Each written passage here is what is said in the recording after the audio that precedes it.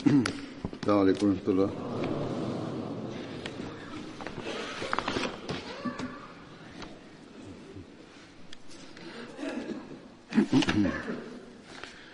أشهد أن لا إله إلا الله وحده لا شريك له وأشهد أن محمدا عبده ورسوله أما بعد فأعوذ بالله من الشيطان الرجيم بسم الله الرحمن الرحيم الحمد لله رب العالمين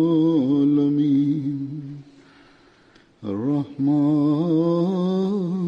الرحيم مالك يوم الدين إياك نعبد وإياك نستعين اهدنا الصراط المستقيم صراط الذين أنعمت عليهم غير المغضوب عليهم ولا الضالين.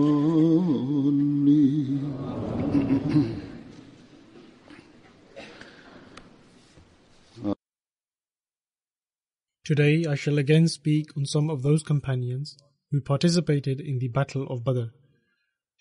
The first of these companions is Hazrat Amir bin Rabi'a. His family was a confederate of Khattab, the father of Hazrat Umar, who had adopted Hazrat Amir. That is the reason why he used to be known as Amir bin Khattab. However, when the Holy Quran commanded all to refer to their actual forefathers, he was from then on referred to as Amir bin Rabi'a instead of Amir bin Khattab. In other words, by the name of his actual father Rabi'a, as per the patrilineal relationship.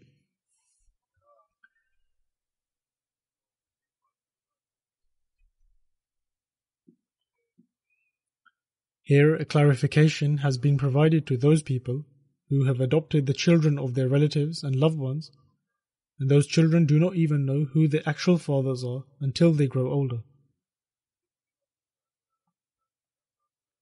And the identity cards and official documents also bear the names of their adoptive fathers instead of the actual fathers. And then later, when this practice leads to certain difficulties, people then write letters requesting that such and such changes should be made. Therefore, one should always act in accordance with the Quranic injunctions, except in the case of such children who are received or adopted and taken by certain authorities, and one is not told about their parents' information.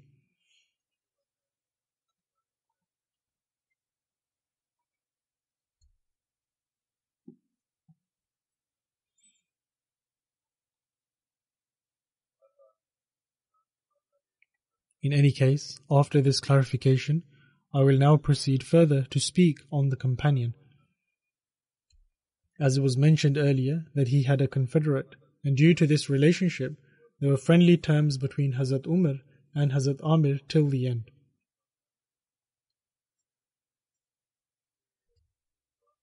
He accepted Islam right at the outset, and when he accepted Islam, at the time the Holy Prophet, peace be upon him, had not yet sought refuge at Dar-e-Arqam.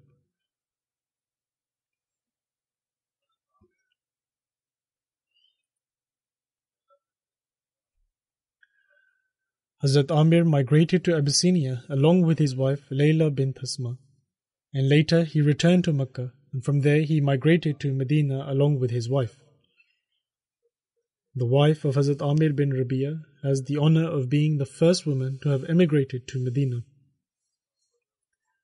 He participated in the Battle of Badr and all other battles alongside with the Holy Prophet, peace be upon him, and he passed away in the 32nd year of Hijrah, and he belonged to the Ans tribe.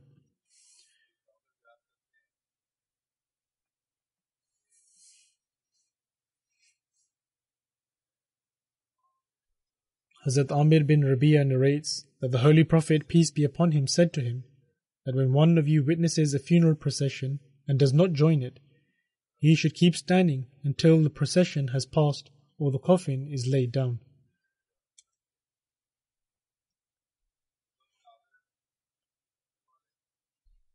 Abdullah bin Amir narrates from his father, Hazrat Amir, that he once stood up to perform his prayer. It was a time when people were arguing regarding Hazrat Usman radiyallahu ta'ala anhu. That particular fitna, a revolt, had started and people used to revile Hazrat Usman.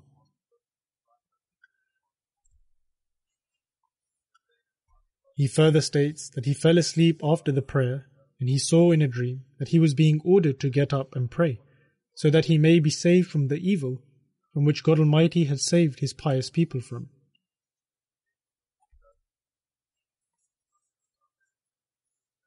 Thus, Hazrat Amir bin Rabi'a got up and offered his salat and then supplicated in this regard.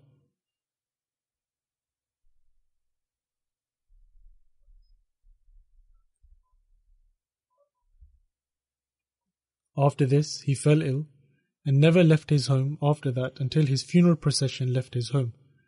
And so this is how God Almighty saved him from that evil. Hazrat Amir bin Amr narrates that I was with the Holy Prophet, peace be upon him, during a tawaf, while a shoelace of the Holy Prophet, peace be upon him, broke from his shoe. I asked, O Messenger of Allah, peace be upon him, give it to me so that I may repair it. The Holy Prophet, peace be upon him, replied that this is termed as preferential treatment, and I do not like to be given preferential treatment. Thus, this is the extent to which the Holy Prophet, peace be upon him, was particularly mindful regarding doing his work himself.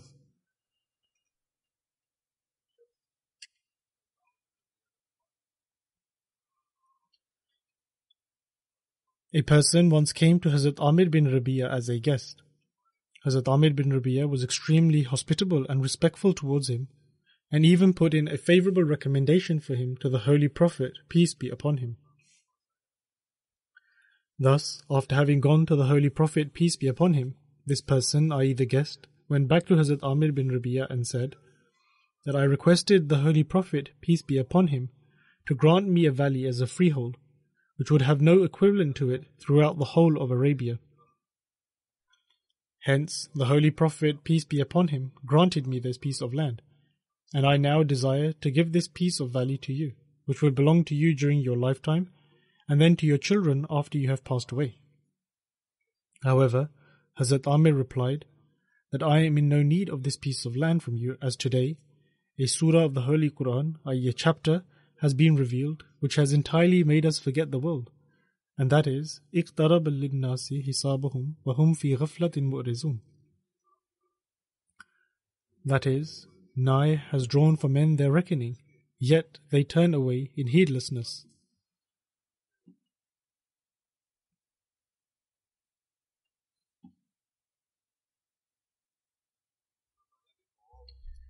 And so, such was the state of fear of God Almighty of these shining stars, and these were the very people who truly gave precedence to faith over the world.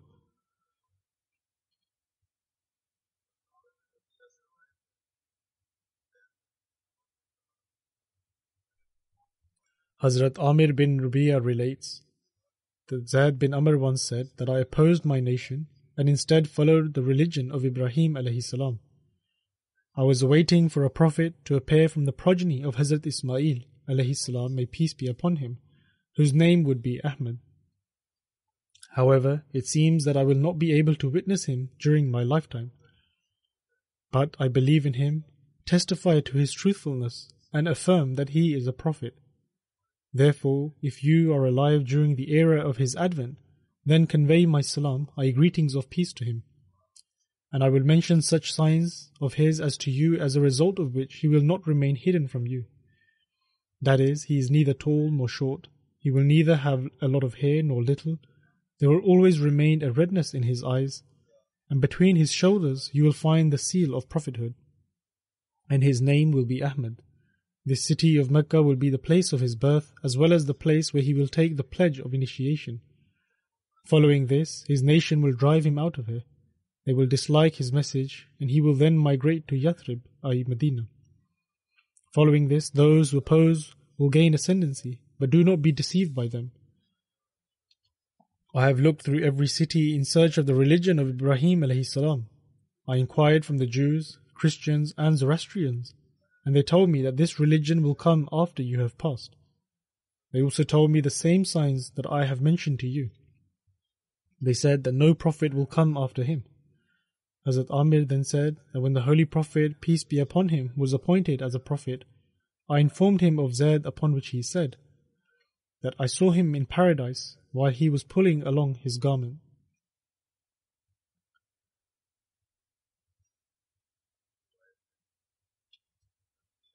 In this narration, where it states that no prophet shall come after him, does not mean that the prophecy of the Holy Prophet, peace be upon him, regarding a prophet from within his people to appear is incorrect.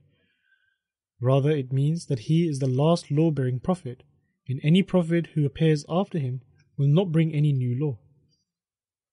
The prophet to appear will be subordinate to the Holy Prophet, peace be upon him, and this is exactly what we find in the ahadith, i.e. the traditions of the Holy Prophet, peace be upon him, and the Holy Quran. The Holy Prophet, peace be upon him, formed a bond of brotherhood, i.e. muwakhat, between Hazrat Amir and Hazrat Yazid bin Munzir. Hazrat Amir bin Rabi'a passed away a few days following the martyrdom of Hazrat Usman radiyallahu ta'ala anhu.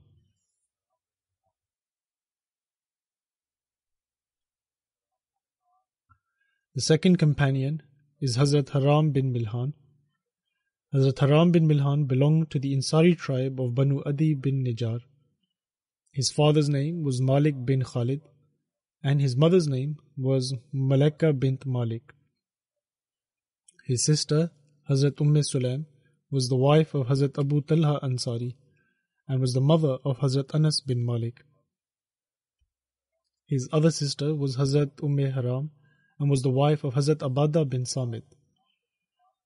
Hazrat Haram bin Milhan was the maternal uncle of Hazrat Anas and took part in the battle of Badr and Uhud, and he was martyred on the day of Behr Mauna. Hazrat Anas bin Malik relates that a few people came before the Holy Prophet, peace be upon him, and requested for some people to be sent to them, who would teach them about the Holy Quran and the practice of the Holy Prophet, peace be upon him. And so the Holy Prophet, peace be upon him, sent 70 companions with them who were proficient in the recitation of the Holy Quran. Hazrat Anas relates that his uncle, Haram bin Milhan, was also among those 70 companions. These group of people would recite the Holy Quran and give its lectures in the evening and learn from one another. And during the day, they would bring water to the mosque and collect wood from the jungle and would sell it. They would then spend their earnings on buying grain for the Ahl Sufa and for the poor. A few months ago, I related the incident of Behr Mauna with reference to Hazrat Haram bin Milhan, and have mentioned this on a few other occasions as well. However, I shall present some narrations from Bukhari which have not been mentioned previously. Hazrat Anas bin Malik relates that on the day of Behr Mauna, when Hazrat Haram bin Milhan was struck by an arrow, he placed some of his blood on his hand and sprinkled it on his face and head, and said, Fustu bi Rabbil Kaaba, that is, by the Lord of the Kaaba, I have attained my objective.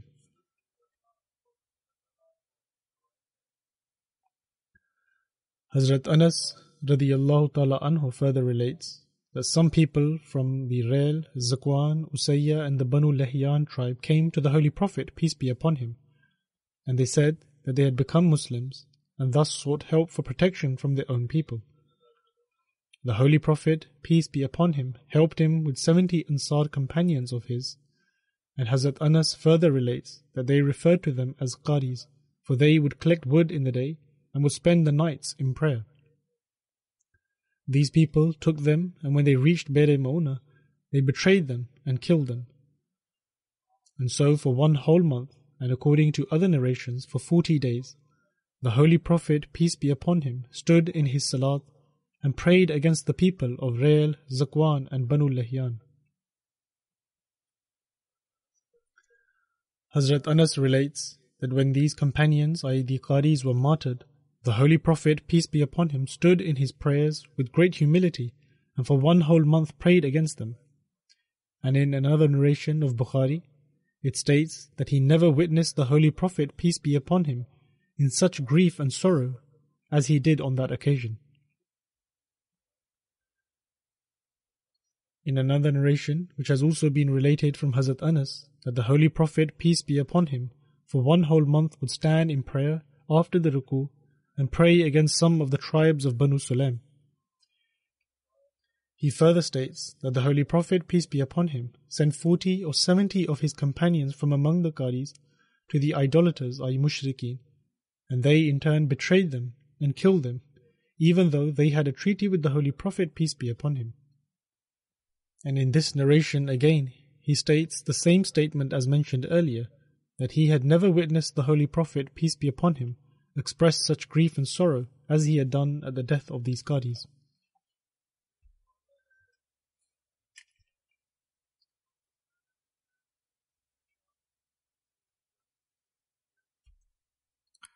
Then there is a reference from the Sirat of Ibn Hisham regarding Jabbar bin Salma Amr bin Tufail, who was present at the time and later converted to Islam. He states, I accepted Islam because of the following incident. Once I stabbed someone between the shoulders with a spear, and I saw that the sharp end of the arrow had pierced through his chest, but I heard the person say, Fustu wa Rabbil Kaaba, that is, I swear by the Lord of Kaaba, I have attained my objective. And so I thought, what type of success is this? Have I not martyred him? Jabbar further states, later on I inquired about the meaning of this man's words and came to know that it implied attaining martyrdom, and so I said to myself, indeed that person attained success in the sight of God.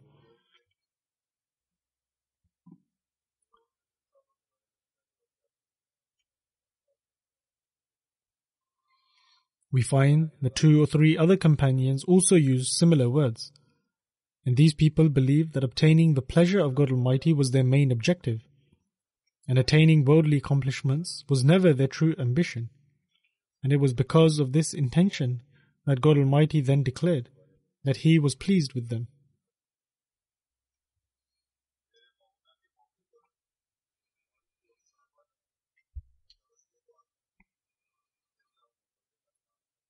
At the time of Bir Mauna, when the companions were getting martyred, they prayed to God Almighty that, O Allah, please inform the Prophet, peace be upon him, about our condition, that we have joined you and are pleased with you, and you are pleased with us. Hazrat Anas narrates that Hazrat Jibreel alayhi salam came to the Holy Prophet, peace be upon him, and informed the Holy Prophet, peace be upon him, that his companions have been martyred, and God is pleased with them all.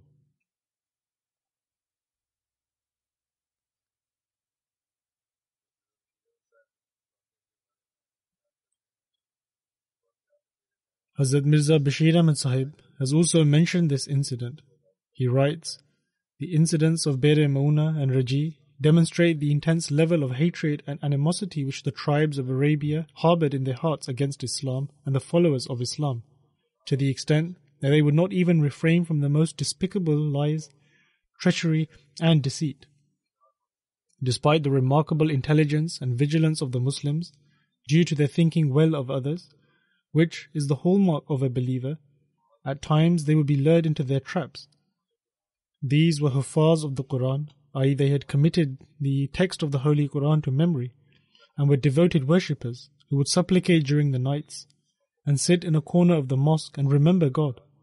Then they were poor and hunger-stricken people who were lured out of their homeland by these cruel disbelievers with the excuse of teaching them religion, and when they had reached their land as guests, they were murdered in cold blood. Any level of grief suffered by the Holy Prophet, peace be upon him, would not have been enough.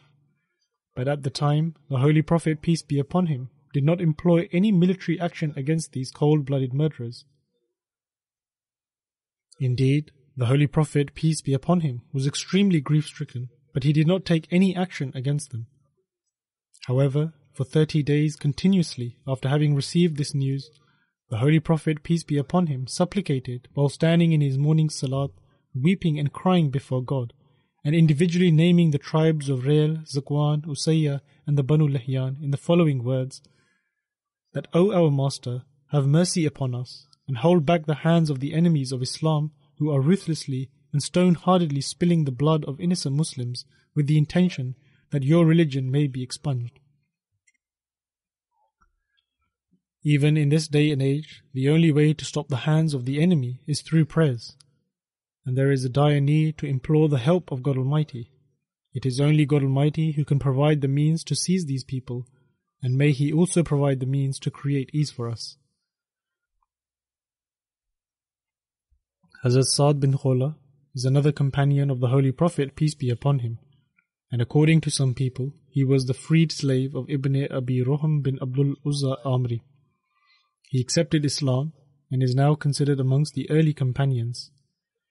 He was amongst the second group of people who migrated to Habsha, i.e. Ethiopia. Hazrat Sa'd bin Khawla stayed with Hazrat Kulsum bin Hizam during his migration from Mecca to Medina, and Ibn Ishaq Musa Uqba has included him among those who participated in the Battle of Badr. Hazrat Sa'd bin Khawla was 25 years old when he participated in the Battle of Badr. He also took part in the Battle of Uhud, Khandaq, i.e. the Battle of Trench, and was also present at the time of the Treaty of Hudaybiyah. He was the husband of Hazrat Subayya Aslamiyah, and he passed away during Hajjatul Wada. His son was born sometime after his demise, and so the Holy Prophet, peace be upon him, said to his wife that after the birth of this child, you can now marry anyone you like. Apart from Tibri, no one has disagreed about his demise during Hajjatul Wada. However, according to Tibri, he passed away before Hajjatul Wada.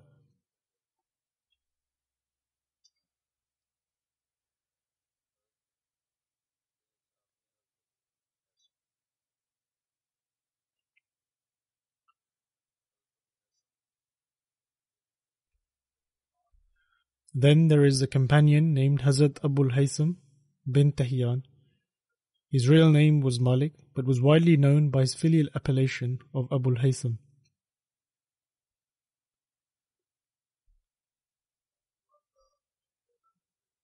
His mother, Layla bint Atiq, was from the Baliya tribe, and according to the majority of research scholars, his tribe Aus branches from the Bali tribe, which was a confederate of Banu Abdul Ashhan.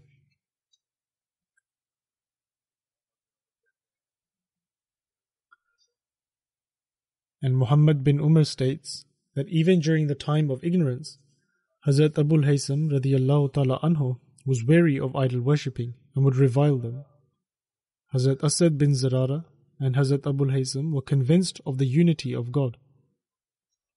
They are from the early Ansars, i.e. the inhabitants of Medina, who accepted Islam in Mecca, and according to some narrations, after accepting Islam, when Hazrat Asad bin Zurara had returned from Mecca to Medina with 6 other men, he preached to Hazrat Abul Haytham about Islam. And since Hazrat Abul Haytham was searching for the true faith from the very beginning, thus he immediately accepted Islam. Afterwards, at the time of when Bayt-e-Uqba Ula took place, he travelled to Mecca with a delegation of 12 people and took the oath of allegiance, i.e. the Bayt, at the hand of the Holy Prophet, peace be upon him. Hazrat Mirza Bashir Ahmad Sahib writes about this in the life and character of the seal of the Prophets, that the Holy Prophet, peace be upon him, met these people separately in a valley. They informed him as to the state of affairs in Yathrib, i.e. Medina, and this time they all took Bayt at his hand. This Bayt served as a foundation stone for Islam in Medina, and since Jihad of the Sword had not yet been ordained, the Holy Prophet, peace be upon him, took Bayt only in the words in which he would take Bayt from the women after Jihad by the sword was obligated.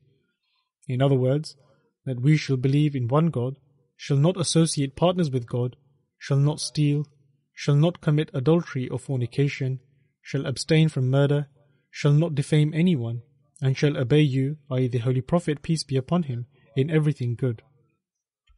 After the Bayt, the Holy Prophet, peace be upon him, stated that if you remain true to this pledge in honesty and steadfastness, then you shall receive paradise. But if you show weakness, then your matter is with God the Almighty, for He shall do what He wills. In history, this Bai'at is renowned as the first Bai'at at Aqaba, because the place where this Bai'at was taken was called Aqaba, which is situated between Makkah and Mina. And the literal meaning of Aqaba is an elevated mountainous pass.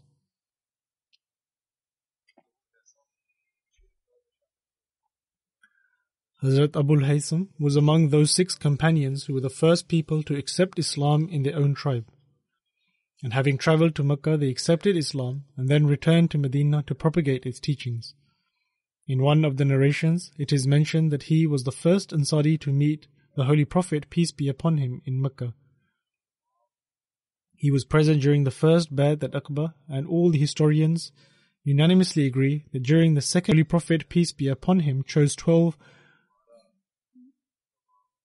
Nuqaba, 70 Ansar members. Hazrat Abul Haytham was one of the Naqib. Nuqaba is the plural of Naqib and means an individual who is knowledgeable or has greater abilities, and as a result of which was made a leader or chief. It is mentioned in a hadith, i.e. a tradition of the Holy Prophet, peace be upon him, that during the Bai'at Aqaba, Hazrat Abul Haytham said to the Holy Prophet, peace be upon him, that, O Messenger of Allah, peace be upon him, we have treaties of mutual cooperation with various tribes, and after having accepted Islam, and by taking the oath of allegiance, i.e. taking the Bai'at, and becoming solely yours, we shall deal with these treaties according to your instructions. At that time, Abul Haytham said to the Holy Prophet, peace be upon him, that I would like to submit one request at this time. That is, that, O Messenger of Allah, peace be upon him, we are establishing a relation with you, and when God Almighty helps you and makes you victorious over your nation, then please do not leave us and return to them and separate from us. When the Holy Prophet, peace be upon him, heard this, he smiled and stated, Your blood has now become mine. Now I am one with you, and you are one with me. And whoever fights you shall fight me, and whoever befriends you shall befriend me.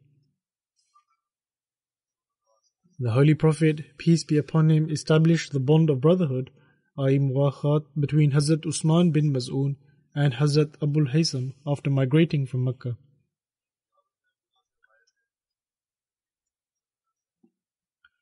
Then there is a narration from Hazrat Jabir bin Abdullah that the Holy Prophet, peace be upon him, went to an Ansari along with one of his companions. The Holy Prophet, peace be upon him, asked him if he had any water, or if there was water in the carrier from last night which he could give them. Otherwise, he said he would just drink it directly.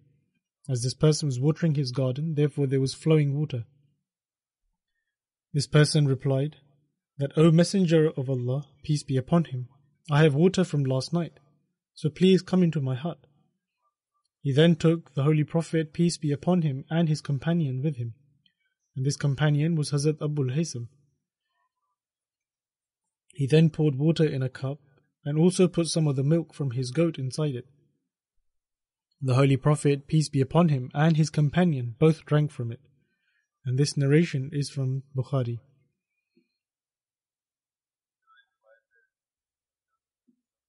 Similarly, there is another narration that Hazrat Jabir bin Abdullah states that Hazrat Abul Haytham bin At-Tahyan prepared food for the Holy Prophet, peace be upon him, and invited his companions. When everyone finished eating, the Holy Prophet, peace be upon him, said that, Return your brother's favour. The companions inquired that, O Messenger of Allah, peace be upon him, how can we return his favour? The Holy Prophet, peace be upon him, replied that when a person visits someone's house and eats and drinks from there, then they should pray for them, as this is a way to repay them. Thus, such are the high morals that are essential for every Muslim to adopt. Then Hazrat Abu Hurairah radiyallahu ta'ala anhu relates that the Holy Prophet, peace be upon him, on one occasion left his house at such a time when people would not often be found outside their homes and nor be meeting one another. He then saw Hazrat Abu Bakr radiyallahu ta'ala anhu. The Holy Prophet, peace be upon him, inquired from him that, what is it that brings you out from your house? Hazrat Abu Bakr radiyallahu ta'ala anhu replied that I have come out to meet you and to see your blessed countenance and to pray for your well-being. A few moments later, Hazrat Umar radiyallahu ta'ala anhu also arrived. The Holy Prophet, peace be upon him, then said, O Umar, what has brought you out at this time? Hazrat Umar radiyallahu ta'ala anhu replied, that I have come out of hunger, O Prophet of Allah, peace be upon him. The Holy Prophet, peace be upon him, said that I am also a little hungry. So they all headed to Abu Haytham Ansari's house, who had many goats and date trees. The Holy Prophet, peace be upon him, did not find Abu Haytham at his home and asked his wife about his whereabouts. She replied that he had gone out to bring some sweet water. A short while later, Abu Haytham arrived carrying a leather bag. Upon seeing the Holy Prophet, peace be upon him, he put it down to one side and embraced the Holy Prophet, peace be upon him, offering him his life and wealth, and saying, My mother and father be sacrificed for you. Hazrat Abu Haytham then took all three of them to his garden and lay down a blanket. He then hurried to his garden and cut off a whole bunch of dates, which had both ripe and unripe dates. The Holy Prophet, peace be upon him, then said, that, O Abu Haytham, why did you not just pick the ripe dates instead of bringing the whole bunch? He replied, that, O Messenger of Allah, peace be upon him, I desired that you choose yourself the dates which you like. Hence, the Holy Prophet, peace be upon him, and Hazrat Abu Bakr radiyallahu ta'ala anhu and Hazrat Umar radiyallahu ta'ala anhu finished eating the dates and drinking water. The Holy Prophet, peace be upon him, then said, By Allah, these are the same bounties which you will be asked about on the Day of Judgment, that is, cool shade, cold water and fresh dates. Hazrat Abu Haytham then stood up to arrange something for the Holy Prophet, peace be upon him, to eat. The Holy Prophet, peace be upon him, said not to slaughter a lactating goat. And so he slaughtered a lamb and brought it to the Holy Prophet, peace be upon him, which they all ate. The Holy Prophet, peace be upon him, then asked, that, Do you have a servant? Hazrat Abu Haytham replied that no. The Holy Prophet, peace be upon him, then said, The next time we have a prisoner of war, you should come to us. Thus, when the Holy Prophet, peace be upon him, had 2 prisoners of war, Hazrat Abu Haytham came to the Holy Prophet, peace be upon him. The Holy Prophet, peace be upon him, said to choose out of the 2 which he preferred. And Hazrat Abu Haytham replied, that, O Messenger of Allah, you choose for me. The Holy Prophet, peace be upon him, then said, that whomsoever gives advice is one who is trustworthy. This is something which we should all take note here, that whoever grants advice to people is normally trustworthy, and so we should try to always give good advice. And so the Holy Prophet, peace be upon him, then said, that take this servant, for I have witnessed him worshipping. The good quality of this servant that he mentioned was that he worships and remembers God, and he possesses piety. The Holy Prophet, peace be upon him, then further stated that take good care of him. When Hazrat Abu Haytham returned home to his wife and informed her of the Holy Prophet, peace be upon him's advice, she replied that you will not be able to fully render the rights of this piece of advice given by the Holy Prophet, peace be upon him, that is, to fully take good care of him. Now just observe this woman's level of faith, that despite being the sole lady in the house and having no servant, yet she says to her husband that he will only be able to pay the rights owed to him by setting him free. Hence, Hazrat Abu Haytham set the servant free. Therefore, this was the eminence of the companions of the Holy Prophet, peace be upon him.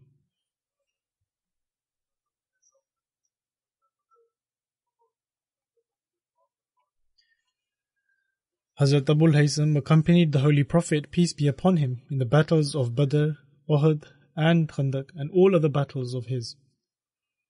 At the Battle of Mota, after Hazrat Abdullah bin Rawaha had been martyred, the Holy Prophet, peace be upon him, sent Hazrat Abu Haytham to Khaybar to assess how many fruits were on the date trees. After the demise of the Holy Prophet, peace be upon him, when Hazrat Abu Bakr radiyallahu ta'ala anhu desired to send him to assess the numbers of fruits, he excused himself from doing so. Hazrat Abu Bakr radiyallahu ta'ala anhu said that you used to go to check the numbers of dates for the Holy Prophet, peace be upon him?" Upon this, Hazrat Abul Haytham replied that I did used to go and assess the number of dates for the Holy Prophet, peace be upon him. But when I would return having made my assessment, the Holy Prophet, peace be upon him, would pray for me. Thus, at that moment in time, he thought of the blessings of the Holy Prophet, peace be upon him's prayers, and was overcome with immense emotion. And so, having heard this, Hazrat Abu Bakr radiyallahu ta'ala anhu did not send him, as it was an emotional experience for him, as he stated. Otherwise, these people are those who always showed complete obedience and never refused to comply. However, it would have been impossible that he would have refused if Hazrat Abu Bakr radiyallahu ta'ala anhu had instructed him once again to do so. And for Hazrat Abu Bakr radiyallahu ta'ala anhu to not ask him once again shows that he remembered and understood his emotional ordeal and therefore did not insist. Later, when Hazrat Umar radiyallahu ta'ala anhu expelled the Jews from Khaybar, he sent some people to assess the value of their land. Hazrat Umar radiyallahu ta'ala anhu sent Hazrat Abul Haytham, Hazrat Farwa bin Amr, and Hazrat Zaid bin Sabit. They all calculated the value of the date trees and lands, after which Hazrat Umar radiyallahu ta'ala anhu gave the people of Khaybar half the price that was calculated and valued in excess of 50,000 dirhams. One should observe here that how Abul Haytham this time went to that land. The period of that emotional state had now passed, therefore there remained nothing to hold him back from doing so.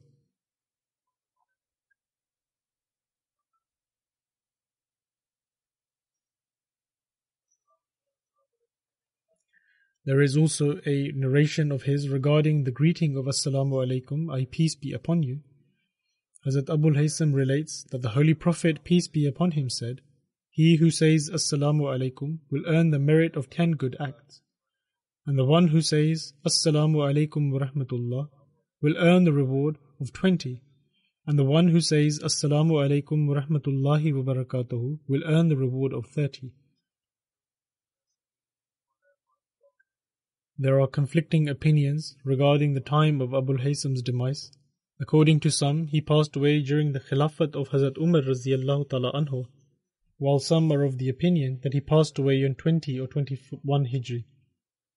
It is also said that he died fighting on the side of Hazrat Ali radiyallahu ta'ala anhu in the Battle of Siffin in 28 Hijri. These were the companions who set the examples for us and made us aware of so many matters. May Allah the Almighty continue to elevate them in status.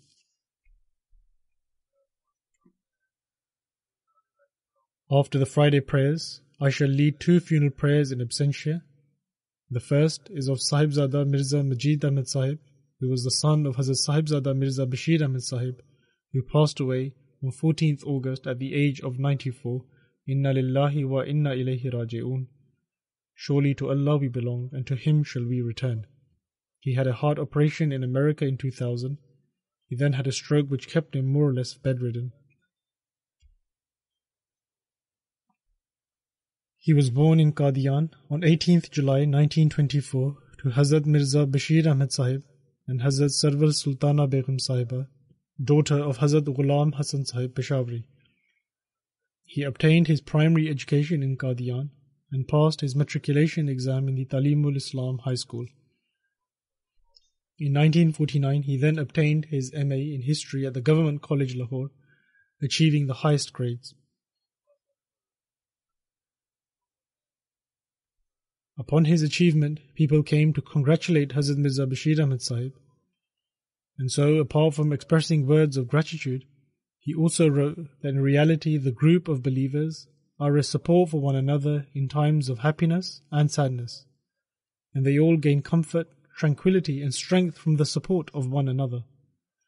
And this is the focal point of a Jamaat.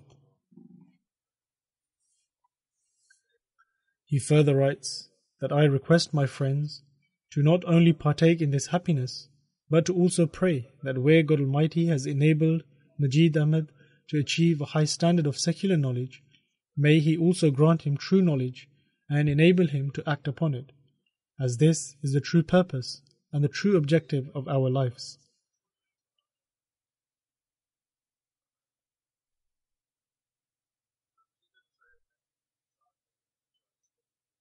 Mirza Majid Ahmad Sahib dedicated his life to the service of faith on 7th May 1944 and continued his studies.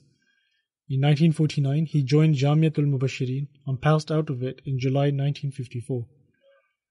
Hazrat Khalifatul Masih II radiyallahu ta'ala anhu pronounced his nikah, i.e. his marriage, on 28th December 1950, which was the third day of the Jalsa Salana, to Sahibzadi Qudsiya Begum Sahiba, daughter of Hazrat Nawab Abdullah Khan Sahib and Hazrat Nawab Amtul Hafiz Sahiba.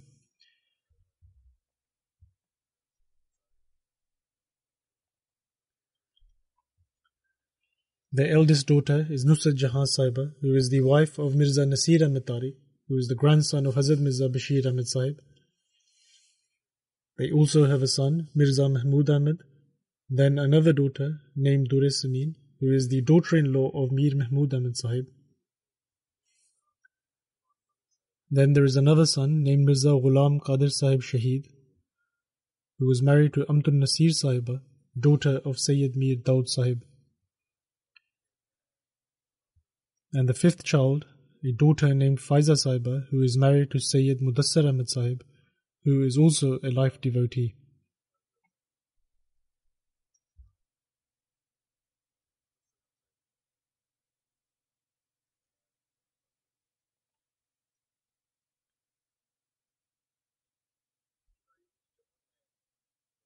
In July 1954, respected Mirza Majid Ahmad Sahib obtained the Shahid degree and was first posted in Talimul Islam College, Rabwa, on 20th September 1954.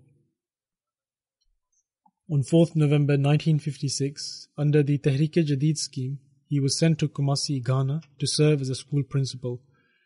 He then returned to Pakistan on 24th December 1963. Then in April 1964, he was reappointed in Talimul Islam College. And when the Talimul Islam College was nationalized in time of Bhutto Sahib in April 1975, after the nationalization, he then resigned and reported to the Anjuman saying that he is a life devotee. On 3rd July 1975, he was appointed as Naib Nazim Nazir Talim, and in 1976, when Hazrat Khalifatul Masih III toured America and other European countries, Mirza Majid Ahmad Sahib accompanied him as his private secretary. In 1978, he was appointed as the Naib Nazir-e-Ala, and in 1984 he retired. His son-in-law, Sayyid Mudassar Ahmad Sahib, says that he translated a portion of Siratul Mahdi into English and regularly wrote articles for the Al-Fazl newspaper. He was a very intellectual person, and his articles were published in a book form under the name Nuqta-e-Nazar. He was very keen on reading and writing, and I witnessed that whenever he had the time, he would spend it reading in the library.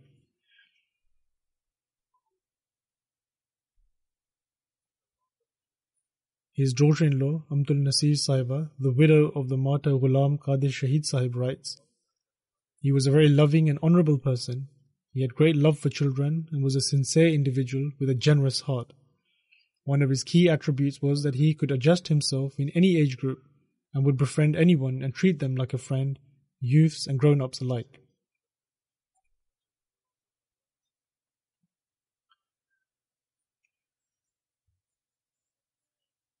She further writes that he demonstrated great patience and steadfastness at the martyrdom of his son, Mirza Ghulam Qadir Shaheed.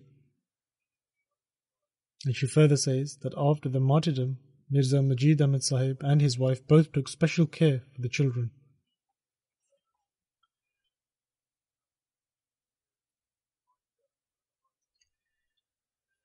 He was unwell for an extended period of time, but bore this with patience and resolve. He had a very balanced temperament and would not be enraged. He kept a sincere friendship with everyone and would care for his workers and those subordinate to him. His son-in-law, Mirza Nasir Ahmad Sahib, writes that Mirza Majid Ahmad Sahib was a man of wise opinion and would stand firm in his opinions. It would not be the case that he would adopt the opinion that was widespread and prevalent at a particular time. Rather, he would always choose the correct approach and would express his opinion in the matter. May Allah the Almighty shower His mercy and forgiveness on him, and may He enable his children to continue his pious endeavors and keep them firmly attached to the institution of Khilafat and the community.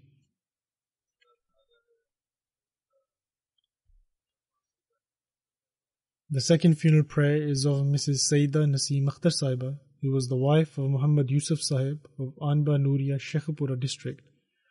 She passed away on 27th July 2018. Inna lillahi wa inna ilayhi raji'un.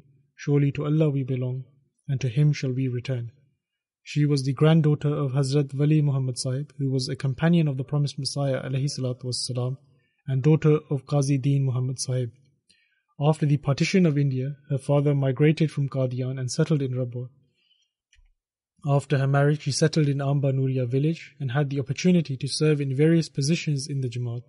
She also served as the local president for 18 years. She was regular in observing fasts and her prayers, as well as the tahajjud, i.e. pre-dawn voluntary prayers. She would care for the poor and deal kindly towards her neighbors. She possessed a very balanced temperament and was a sincere woman. She would recite the Holy Quran and also read its translation. She would ponder over its meaning and try her best to act upon its teachings. She would also teach the Holy Quran to children, as a result of which a large number of Ahmadi and non-Ahmadi children have been taught the Quran by her. One of her sons is a missionary currently serving in Mali, West Africa. When he was sent to Mali during the outbreak of the Ebola virus, a non-Ahmadi friend said to her, i.e. his mother, that she should not send her son to Mali because of the Ebola epidemic. However, she immediately replied that I have offered both of my sons, that is because both of her sons are life devotees and serving as missionaries. And so she said, I have offered both of my sons in the way of God Almighty after an abundance of prayers. Now they belong to God Almighty. Therefore, I am now not concerned at all about how or where God Almighty will employ their services. I am proud of the fact that God Almighty has enabled two of my sons to serve in God's way. And she would always remind her sons that since God Almighty has afforded them an opportunity to serve in His cause, then they should always remain faithful to God and their devotion. The deceased was a Musia, i.e. part of the institution of Al-Wasiyat. Her sons Nasir Ahmed Sahib is a missionary serving in Mali, and Ansar Mahmud Sahib is a missionary serving in Pakistan. Her son in Mali was not able to attend her funeral prayer. May Allah the Almighty grant him patience and steadfastness, and elevate the status of the deceased, and also enable her virtues to continue in her progeny.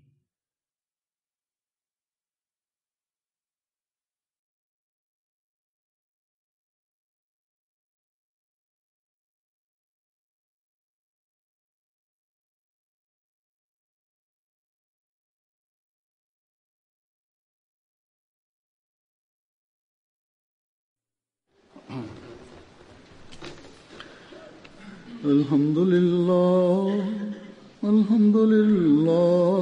nahmaduhu wa nasta'inuhu wa nastaghfiruhu wa nu'minu bihi wa natawakkalu alayhi wa na'udhu billahi min shururi anfusina wa min sayyiati a'malina.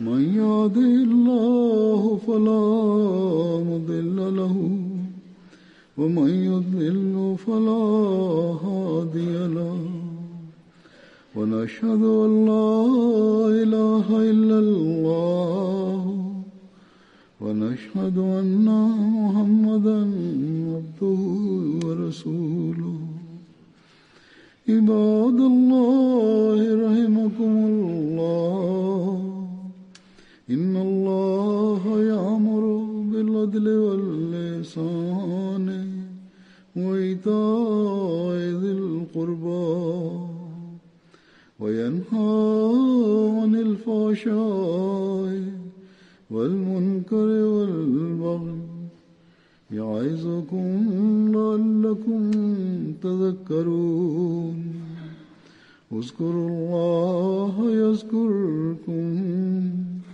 وادعوه يستجب لكم ولذكر الله أكبر.